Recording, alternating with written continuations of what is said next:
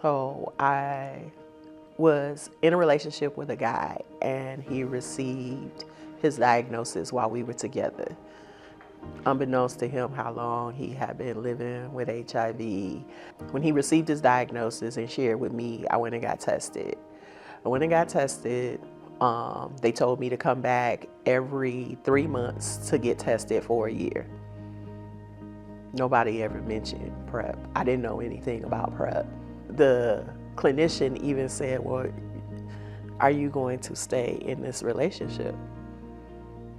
And that kind of like threw me off when I moved to Georgia, and I was in another serodiscordant relationship. And this partner shared with me that they were undetectable. However, I could take PrEP to prevent me from contracting HIV. I was like, I can't take that.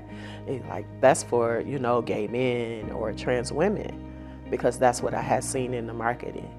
And he was like, no, it's for you. Also, you can take it. I'll have you talk to my doctor. So it wasn't until I got on PrEP that I experienced difficulties to access. I was still taking the PrEP, and I was going to my gynecologist, and I shared with my gynecologist that I needed my refill done. I was wondering if she could do it so I wouldn't have to be going from one place to the other. I could do one stop, one shot. And she looked at me and she was like, girl, at our age, you should know better. I was like, know better? What do you mean? I said, I do know better. That's why I'm asking for a refill. So that was very stigmatizing. And had I not been in the headspace that I was in as being an advocate, after being on PrEP for a couple years at this time, being an advocate, I wouldn't have known how to navigate that conversation with her. But I used it as an opportunity to educate her on how stigmatizing that was and how it could be, for the next person coming in who may not have the experience or the empowerment that I utilized on that day.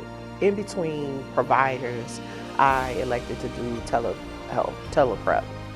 They send you the lab to do the swabs and everything yourself, but you still have to go to a lab to get the blood draw. I realized that even though my insurance provider covered my PrEP medication, that it did not cover the labs.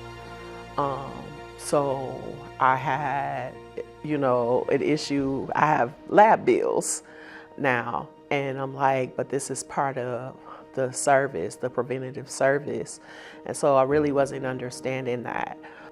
So it's discouraging because I think of people who don't have the knowledge that I have about PrEP, or the knowledge that I have about HIV and stigma and how to advocate for myself, and them trying to access PrEP. That would be a barrier. That could make the difference between them accessing PrEP or seroconverted. A national PrEP program would not have me jumping through all of these hoops trying to access PrEP, to get on another version of PrEP, to even having that distrust between my medical provider, because a national PrEP program, for me, the providers would be educated.